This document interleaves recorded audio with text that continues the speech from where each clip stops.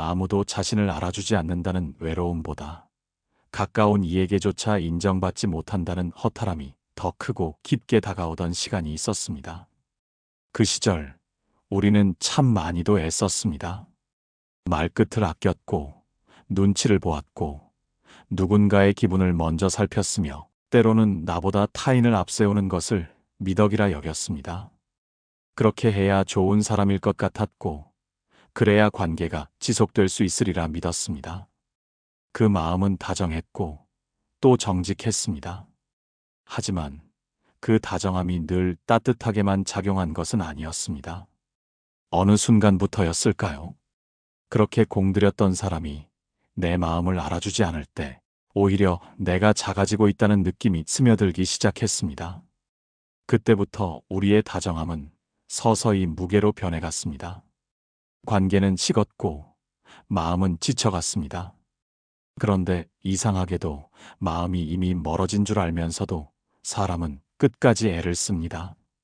좋게 헤어지고 싶어서, 나쁜 사람처럼 보이고 싶지 않아서, 혹은 여전히 그 관계를 유지하고 있다는 착각이라도 품고 있기 때문일지 모릅니다. 철학자 사르트르는 타인은 지옥이다라는 말을 남겼습니다. 그 말은 타인이 본질적으로 고통이라는 뜻이 아닙니다. 타인의 시선에 갇힌 삶, 거기서 비롯된 불안과 부자연스러움이 스스로를 지옥처럼 만들 수 있다는 뜻이죠. 그리고 우리는 그 문을 스스로 열고 들어가기도 합니다. 우리는 종종 누군가의 인정이 필요하다고 느낍니다. 가족의 인정, 친구의 인정, 동료와 사회의 인정까지. 그 인정은 타인이 내려주는 보상이 아니라 내가 나를 수용하는 데서 비롯되는 내면의 확신입니다.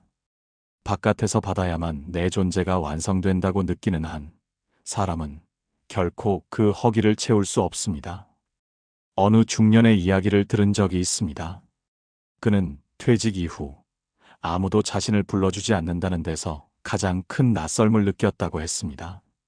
직장 안에서는 언제나 중심에 있었고 결정권자로서 존중받았지만 그 자리를 내려온 뒤에는 자기 자신조차 스스로를 부르지 않게 되었다고 고백했습니다.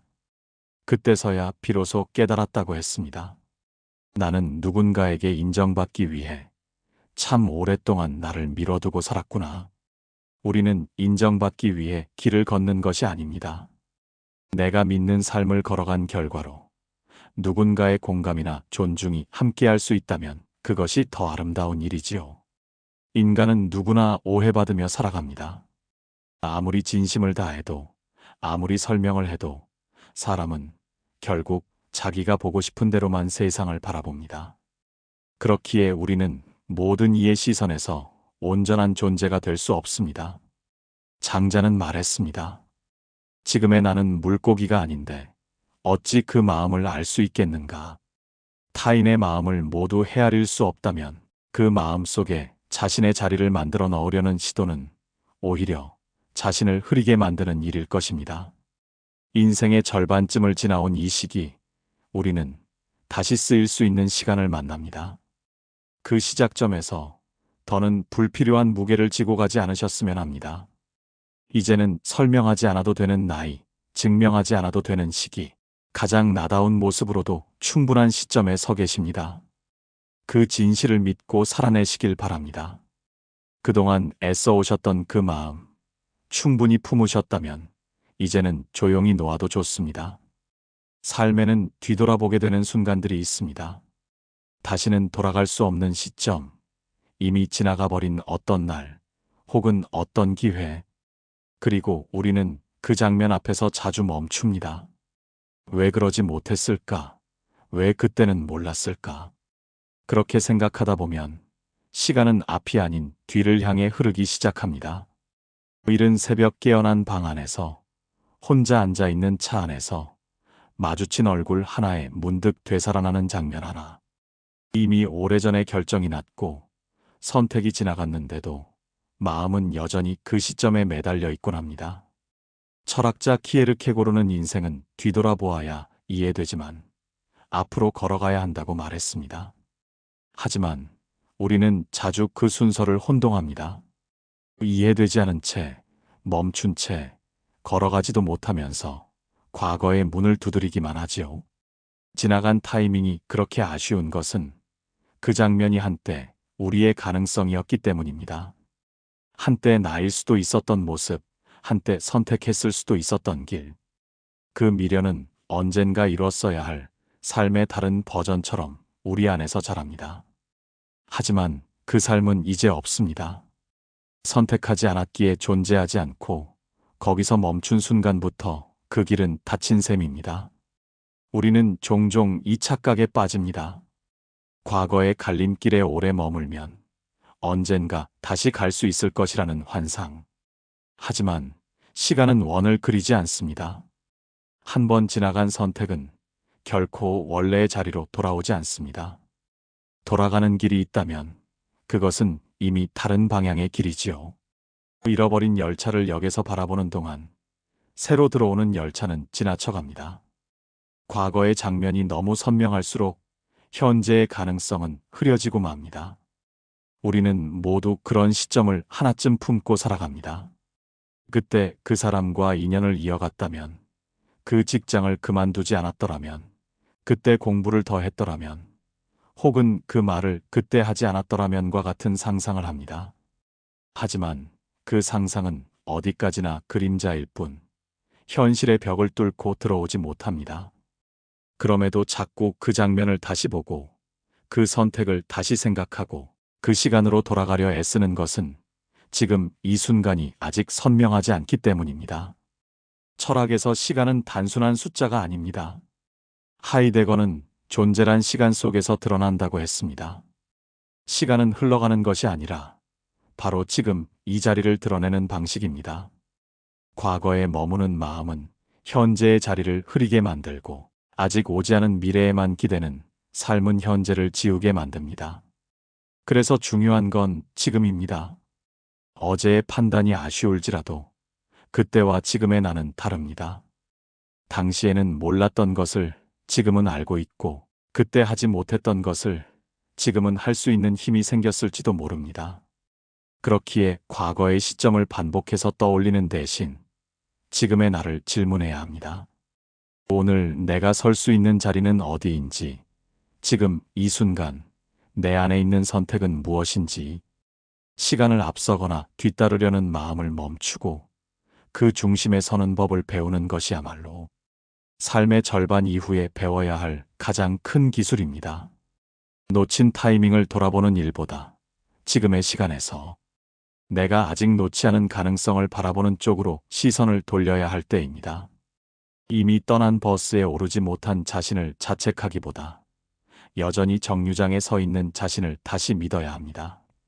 과거는 흐릿해질수록 삶이 또렷해지고 미련이 작아질수록 길이 넓어집니다. 그러니 그때로부터는 이제 걸어 나와야 합니다. 사람과 사람 사이에는 끝이 있다는 사실을 우리는 어렴풋이 알고 있지만 막상 그 끝을 마주하게 되면 마음은 쉽사리 고개를 끄덕이지 않습니다.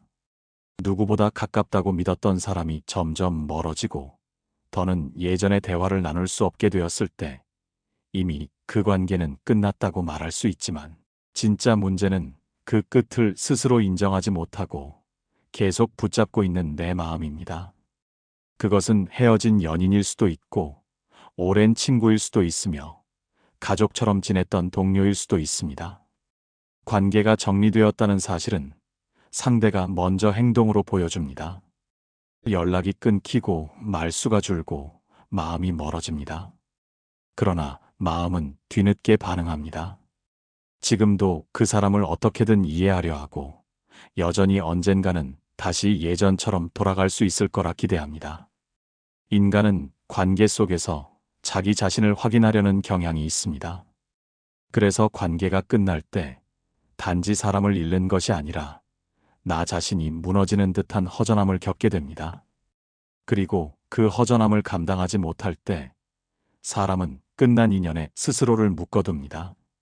철학자 레비나스는 타자의 부재가 나의 존재 방식을 흔들 수 있다고 말했습니다. 타인이 사라졌을 때 내 감정과 태도, 일상의 흐름까지도 잠시 정지될 수 있다는 의미입니다. 하지만 중요한 것은 부재의 여운에 머물러 있는 동안 지금 나와 연결될 수 있는 새로운 세계가 닫히고 있다는 사실입니다. 인간관계는 물처럼 흐르는 것이지 조각처럼 남겨두는 것이 아닙니다. 관계의 끝을 받아들이지 못할수록 그 관계는 고이고 결국 내 안에서 썩기 시작합니다. 그 사람만큼 좋은 인연을 다시는 못 만날 거야. 그때 내가 조금만 더 참았더라면이라는 생각은 지나간 타인의 내 감정을 담아두는 방식일 뿐, 그 사람은 이미 떠났고 그 떠난 빈자리를 나 혼자 메우고 있는 셈입니다. 우리는 종종 상처를 추억처럼 포장합니다. 헤어진 관계에 대해 좋았던 장면만 꺼내놓고 아팠던 순간은 묻어둡니다. 하지만 그건 미화이지 회복이 아닙니다. 관계는 함께할 때 살아있는 것이며 끝났다면 그 생명도 멈춘 것입니다. 그 생명을 내 삶에 억지로 되살리려 할수록 지금 살아있는 관계는 외면당하게 됩니다. 어떤 문은 안에서만 열립니다. 상대가 닫고 떠난 문 앞에 너무 오래 서 있으면 나 또한 세상과 등을 지게 됩니다. 관계는 오랜 인연이라고 해서 지속되지 않습니다. 맞지 않는 사람이었음을 시간이 알려줄 때가 더 많습니다. 그 인연이 나를 성장시켰다면 감사하면 됩니다. 그 인연이 나를 힘들게 했다면 거기까지였다고 말하면 됩니다. 중요한 것은 관계가 끝났다는 사실을 감정적으로도 철학적으로도 받아들이는 능력입니다. 새로운 사람은 빈자리에 들어옵니다. 이미 누군가로 가득 찬 마음에는 들어설 틈이 없습니다. 사람은 관계로 완성되는 존재이지만 그 완성은 늘 새롭게 쓰여야만 진짜가 됩니다. 이제는 끝난 인연을 가만히 보내드려야 할 때입니다. 아직도 내 안에 살아있는 듯한 그 이름, 그 말, 그 표정이 이제는 쉼이 되지 않고 습관이 되었다면 그건 손을 놓을 타이밍이라는 뜻입니다. 관계는 붙잡는 것이 아니라 흐르게 두는 것입니다. 그리고 삶은 흘러간 마음 위에 새로운 만남을 준비하는 이에게만 조용히 문을 열어줍니다. 나이가 들수록 가장 흔하게 하는 말 가운데 하나는 이것입니다. 예전엔 이 정도는 아무것도 아니었는데. 그리고 그 말 뒤에는 늘 짧은 한숨이 따라옵니다. 사람은 누구나 젊고 단단했던 시절의 자신을 기억합니다. 기회 앞에서 주저하지 않았고, 몸은 가볍고, 생각은 명확했으며, 사람들 속에서도 중심에 설 줄 알았던 그 시절. 그때의 나는 지금보다 훨씬 크고 확신에 찼으며, 내가 나를 인정하는데 주저함이 없었습니다. 그러나 지금 우리는 가끔 그 시절의 나와 마주할 때 위축됩니다. 문득 떠오르는 비교. 그땐 내가 이 정도는 해냈는데, 예전에 나는 사람들에게 인정받았는데, 그 시절의 내가 지금의 나를 본다면 실망하겠지. 그렇게 우리는 예전의 나를 거울 삼아 지금의 나를 판단합니다. 문제는 그 거울이 더 이상 현실을 비추지 않는다는 사실입니다. 철학적으로 자아란 고정된 정체성이 아닙니다. 시간 속에서 흘러가며 끊임없이 해석되고 재구성되는 존재입니다. 니체는 인간을 극복되어야 할 존재라고 말했습니다. 그것은 우리가 어제의 나를 넘어 오늘의 나로 나아가야 한다는 뜻입니다. 하지만 우리는 자주 반대로 움직입니다. 오늘의 나를 어제로 끌어다 맞추려 합니다. 지금의 능력, 지금의 위치, 지금의 외모와 기분과 반응까지도 모두 예전의 기준에 맞춰 평가합니다. 그렇게 하면 할수록 현재의 나는 점점 작아지고 그 기억 속의 나는 점점 거대해집니다. 예전의 나를 기억하는 것은 자연스러운 일입니다. 문제는 그 기억이 기준이 되어 지금의 나를 지워버리는 데 있습니다. 어쩌면 그때의 나는 그 시절의 환경과 타이밍과 체력 속에서 가능한 나였을지도 모릅니다. 지금은 지금만의 조건과 감각 속에서 새롭게 형성되는 나일 뿐입니다. 그럼에도 우리는 너무 자주 과거의 이미지를 정답처럼 붙들고 지금의 자신을 오답처럼 취급합니다. 자존감은 스스로에 대한 존중이지만 그 존중은 비교 없이 존재할 수 없습니다. 결국 그 비교가 과거의 나를 향할 때 지금의 나는 점점 왜소해지고 말지요. 우리는 모두 나이 들어가고 있습니다. 몸은 느려지고 사고는 조심스러워지며 한 걸음에 담는 의미는 깊어집니다. 이 변화는 쇠퇴가 아니라 전환입니다. 전환을 받아들이지 않고 예전의 상태를 유지하려 할 때 그 변화는 퇴보처럼 느껴집니다. 그렇기에 중요한 건 지금의 나에게 맞는 기준을 다시 세우는 일입니다. 오늘 내가 할 수 있는 만큼이 곧 지금의 나입니다. 그걸 인정하는 순간 우리는 과거의 자신과 경쟁하지 않게 됩니다. 더 이상 예전의 나에게 지지 않으려고 애쓰지 않아도 됩니다. 삶의 절반쯤에서 자주 나타나는 혼란은 바로 여기서 옵니다. 내가 나를 알아보지 못할 때, 그때는 이렇게 말해보아야 합니다. 예전의 나는 그 시절에 내가 잘 해낸 일이고, 지금의 나는 지금 이 시간을 살아내고 있다는 것. 우리는 언제나 자신을 다시 발명해 나가는 존재입니다. 그리고 그 재발명의 순간이 언제나 현재라는 사실을 잊지 말아야 합니다. 예전의 내가 나의 전부는 아니며 지금의 내가 나의 부족함도 아닙니다. 지금의 나는 그 모든 시간을 거쳐 여기까지 도달한 이름입니다. 젊음은 그 자체로 아름다움의 상징처럼 여겨져 왔습니다. 활력과 가능성, 새로움과 눈부심, 우리가 잃어버렸다고 느끼는 대부분의 것들은 사실 젊음이라는 하나의 테두리 안에 있습니다. 그래서 우리는 종종 과거를 부러워하기보다 젊음을 그리워합니다. 다시 그 시절처럼 걸을 수 있다면, 그 시절처럼 웃고 설레고 시작할 수 있다면 얼마나 좋을까. 하지만 그 마음이 깊어질수록 지금의 시간은 점점 그림자로 물들게 됩니다. 철학자 시몬 드 보부아르는 노화란 죽음의 전조가 아니라 삶의 또 다른 형식이라고 했습니다. 그 말이 의미하는 것은 나이 들미 감내해야 할 과정이 아니라 새롭게 살아내야 할 시간이라는 뜻입니다. 문제는 우리가 그것을 받아들이지 않으려 할 때 생깁니다. 계절이 바뀌었는데도 한 계절 전의 옷을 붙들고 있으면 결국 춥고 불편해지기 마련입니다. 삶도 마찬가지입니다. 시간이 바뀌었는데도 그 이전의 리듬을 붙들고 있다면 그것은 자연스러운 흐름이 아니라 역행입니다. 우리는 흔히 건강이 예전 같지 않다고 말합니다. 몸이 예전만큼 따라주지 않는다고, 예전보다 에너지가 덜하다고 느끼는 순간 그 허전함이 젊음이라는 이름으로 바뀝니다. 하지만 몸은 그저 변해가는 하나의 형태일 뿐이고 그 안에서 삶의 방식도 변화해야 합니다. 젊음은 지나간 시기가 아니라 지나간 조건입니다. 조건을 바꿀 수 없다면 그 조건에 맞는 삶을 새롭게 쓰는 것이 철학의 태도입니다. 하이데거는 인간 존재가 시간 속에서 드러난다고 했습니다. 그 말은 곧 지금 내가 살아있는 이 시점이 바로 존재의 증거라는 뜻입니다. 내가 더 이상 젊지 않다는 말은 맞습니다. 하지만 내가 지금 살아있지 않다는 말은 틀렸습니다. 우리는 살아있고 이 시간 속에서 여전히 존재를 드러내고 있습니다. 젊음을 붙잡으려 할수록 나이 들면 고통으로 느껴집니다.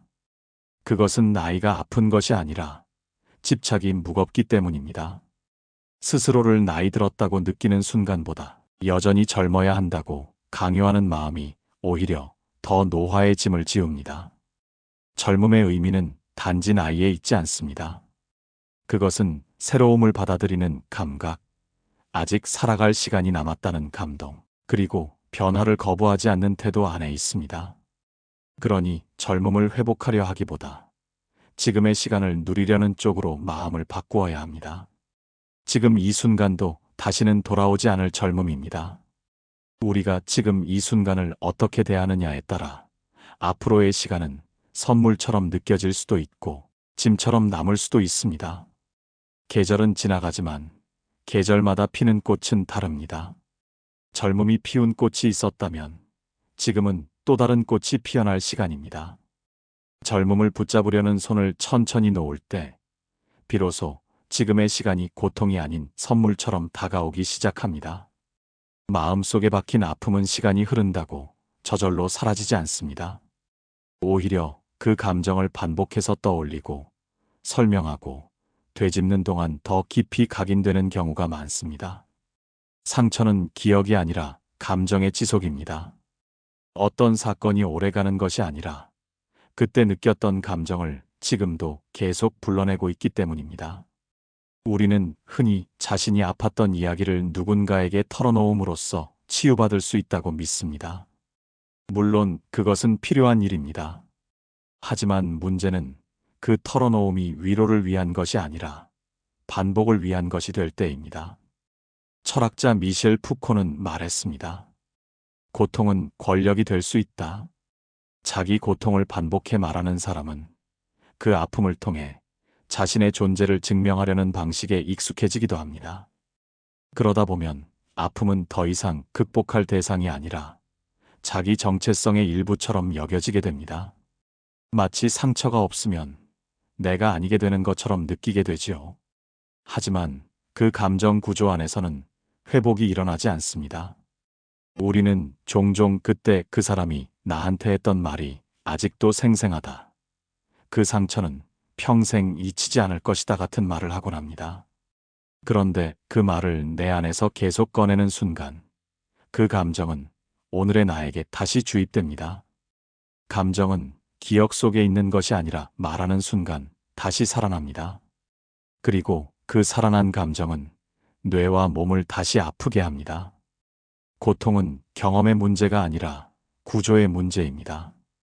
어떤 감정을 어떻게 말하고 있는가, 어떤 이야기를 반복해서 자기에게 들려주고 있는가, 그것이 상처의 지속을 결정합니다. 불교에서는 고통에 대해 이렇게 말합니다. 고통은 피할 수 없지만 괴로움은 선택할 수 있다.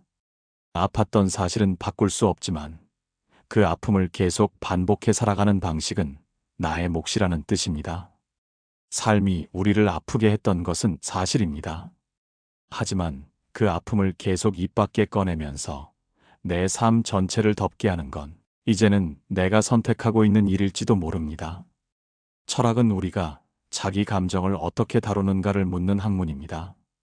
지금도 가슴속에 남아있는 말 한 줄, 아직도 정리되지 않은 표정 하나가 마음속에 박혀 있다면 그것을 오늘의 언어로 계속 떠올릴 것이 아니라 조용히 내려두는 연습이 필요합니다. 아픔을 안고 사는 것과 아픔을 붙잡고 사는 것은 다릅니다. 붙잡을수록 무거워지고 반복할수록 또렷해지며 오래 말할수록 그 말이 내 삶이 됩니다. 이제는 아픔이 아닌 다른 말을 더 많이 해야 할 시기입니다. 오늘의 시간에 맞는 언어, 새로운 하루에 어울리는 마음을 입는 연습이 필요합니다. 그동안 충분히 아팠다면 이제는 아픔을 중심에서 내려놓을 수 있어야 합니다. 아프다고 말하지 않아도 우리는 여전히 살아있고 그 살아있음이 내일의 힘이 될 수 있다는 믿음. 그것이 50 이후 마음을 지키는 방식입니다. 어느 순간부터 우리는 설명하지 않기 시작합니다. 예전에는 왜 그렇게 했는지, 내가 무슨 뜻으로 그런 말을 했는지, 혹은 그 침묵이 무엇을 의미하는지를 굳이 말로 전하고자 애썼습니다.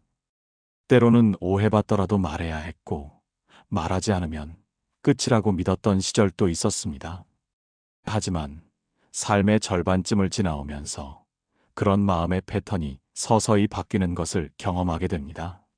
말하지 않아도 되는 이야기들이 하나씩 생겨나는 시점, 그건 나이를 먹는다는 것이 단순히 시간을 통과하는 게 아니라 관계의 방식이 달라진다는 뜻입니다. 철학자 루트비히 비트겐슈타인은 이렇게 말했습니다. 말할 수 없는 것은 침묵해야 한다. 이 말은 단순히 언어의 한계를 말하는 것이 아니라 인간이 표현하고자 하는 모든 감정과 진심이 말로 옮겨질 수 있는 건 아니라는 사실을 시사합니다. 때로는 말하지 않는 것이 가장 정확한 표현이고 말없이 건네는 눈빛 하나가 모든 해명보다 더 명료한 언어가 됩니다. 관계 역시 마찬가지입니다. 예전에는 꼭 설명하고 납득시키고 설득하고 싶었던 사람에게 이제는 말없이 물러나는 쪽을 택하게 됩니다.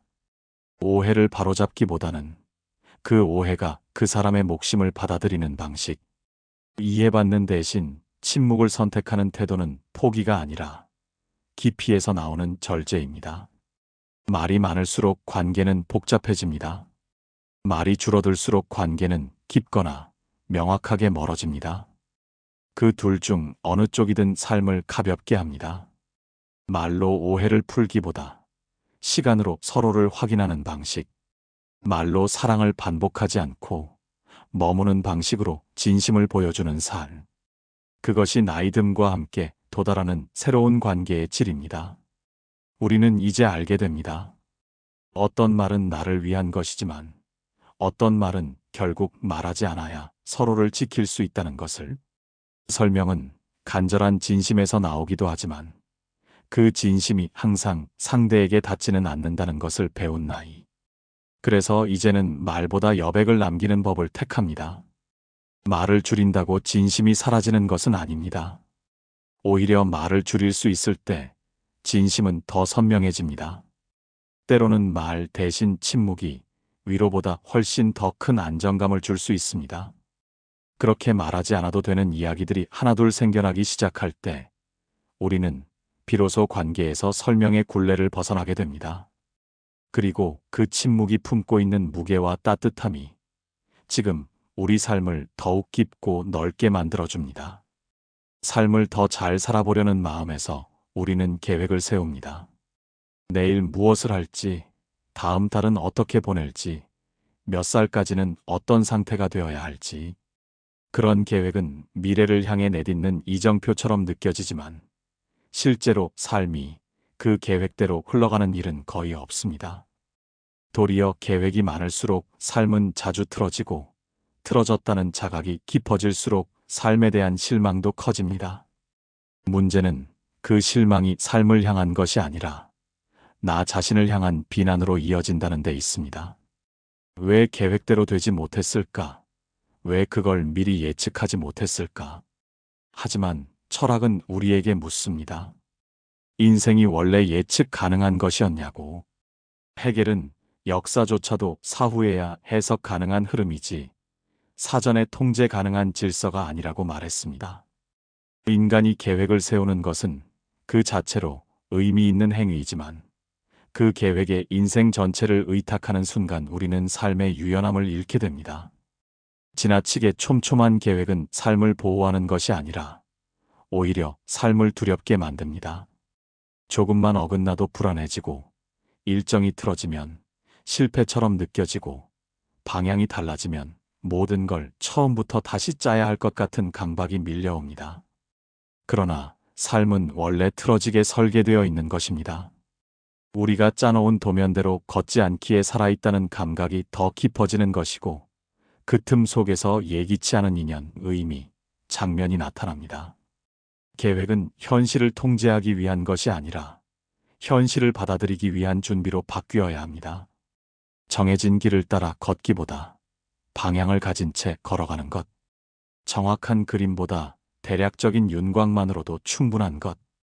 그것이 계획을 삶의 중심이 아닌 배경으로 두는 태도입니다. 나이가 들수록 계획은 줄고 시선은 넓어져야 합니다. 예전에는 하루를 시간 단위로 나누었지만 지금은 하루를 감정 단위로 살아가는 시기입니다. 무엇을 했느냐보다 어떤 상태로 하루를 통과했느냐가 더 중요해지는 시간. 그 안에서는 계획보다 흐름이, 성과보다 여유가 중심이 됩니다. 철학자 데리다는 말했습니다. 삶은 계산되지 않는 우연에 의해 더 살아난다고. 그 우연은 무계획에서 오는 것이 아니라 계획에 매몰되지 않을 때 오는 선물입니다. 지나치게 단단한 계획은 작은 변화에도 쉽게 부서집니다. 하지만 적당히 느슨한 마음은 예기치 않은 순간에도 흐름을 따라갑니다. 지금 필요한 건 정밀한 설계도가 아니라 삶이 틀어졌을 때도 나를 놓치지 않을 수 있는 마음입니다. 길이 바뀌어도 방향을 잃지 않는 사람, 그 사람이 결국 어디에 닿든 의미 있는 여정을 만들 수 있습니다. 우리는 나이가 들수록 익숙함에 익숙해집니다. 이미 겪어본 일, 이미 들어본 말, 이미 지나온 계절. 그래서 더 이상 놀라지 않고 감탄하지 않으며 새로워하지 않습니다. 알고 있다는 느낌이 커질수록 세상은 점점 평면이 되어 갑니다. 낯설미 사라진 자리에는 판단이 들어오고 감각이 사라진 자리에는 습관이 자리를 잡습니다. 그런데 이상하게도 모든 걸 아는 듯한 이 감정이 우리를 더 자주 불편하게 만듭니다. 삶이 마치 어디서 본 적 있는 것 같은데 정작 그 안에 들어가면 낯설고 흐릿하게 느껴지는 순간들. 그것은 단지 현실이 바뀌었기 때문이 아닙니다. 오히려 내 감각이 무뎌졌기 때문입니다. 철학자 소크라테스는 나는 내가 모른다는 것을 안다고 말했습니다. 그것은 단순한 겸손의 표현이 아니라 알미, 곧 무지의 자각에서 시작된다는 통찰이었습니다. 다 안다고 믿는 순간 사람은 더 이상 묻지 않고 더 이상 듣지 않으며 더 이상 자기의 틀을 넘지 않습니다. 그런 사람은 결국 익숙한 길만 걷게 되고 낯선 것을 거부하게 됩니다. 하지만 삶은 언제나 낯선 곳에서 열립니다. 그 낯설음을 받아들일 수 있을 때 우리는 다시 살아있다는 감각을 되찾게 됩니다. 이미 아는 사람이라고 생각한 이가 전혀 새로운 얼굴을 보일 때, 익숙했던 장소에서 전혀 다른 빛을 느낄 때, 매일 오르내리는 계단이 어느 날 다른 경사로 다가올 때, 그때 우리는 묻습니다. 나는 정말 알고 있었던 걸까? 그 질문을 멈추지 않는 것이야말로 삶의 감각을 유지하는 가장 좋은 방법입니다. 삶은 계산이 아니라 경험이며 지식이 아니라 체험입니다. 설명 가능한 것만 추구하는 순간 우리는 설명할 수 없는 것의 아름다움을 놓치게 됩니다. 다 안다고 믿는 마음은 오히려 감각을 막고 닫힌 인식 안에서 삶을 재단하게 만듭니다. 그 순간부터 삶은 흐르지 않고 반복되기 시작합니다. 그러니 이제는 안다고 말하기보다 다시 궁금해져야 할 때입니다. 아는 것보다 느끼는 것이 앞서야 하고 익숙한 것 속에서 낯설음을 다시 발견할 수 있어야 합니다. 나이가 들수록 중요한 건 경험의 양이 아니라 감각의 신선도입니다. 다 안다고 믿는 사람이 잃는 것은 정보가 아니라 경이감입니다. 삶이 낯설어질 때 우리는 흔히 불안을 느끼지만 사실 그 낯설음은 무언가가 아직 살아있다는 신호입니다. 아직 나를 흔드는 감정이 있고, 아직 나를 멈추게 하는 장면이 있고, 아직 내 안에서 생경한 떨림이 일어난다는 증거입니다. 그렇다면 그것은 축복입니다. 다시 묻고, 다시 놀라고, 다시 살아있다는 감각으로 하루를 여는 일. 그 일이 우리를 다시 삶의 자리로 데려다 줄 것입니다. 젊었을 땐 모든 것에 이유가 있어야 했습니다. 왜 그 말을 했는지, 왜 그 일을 겪어야 했는지, 지금 이 고통은 어떤 교훈을 주기 위한 것인지. 그렇게 우리는 매 순간을 설명으로 감싸며 살아왔습니다. 삶이 모호할수록 우리는 더 선명한 뜻을 찾으려 애썼고, 고통스러울수록 그 안에서 무언가를 발견하고 싶었습니다. 그러나 시간이 흐르고 많은 일들을 지나고 나면 알게 됩니다. 어떤 일은 아무 의미 없이도 일어났고, 어떤 고통은 그저 고통이었으며, 어떤 사람은 그냥 그렇게 스쳐간 것이었다는 것을. 그 깨달음은 무력함이 아니라 평온입니다. 모든 것을 해석하려는 집착에서 벗어나는 순간, 삶은 설명이 아니라 느낌으로 남기 시작합니다. 철학자 카미는 인간은 부조리와 살아가는 존재라고 했습니다.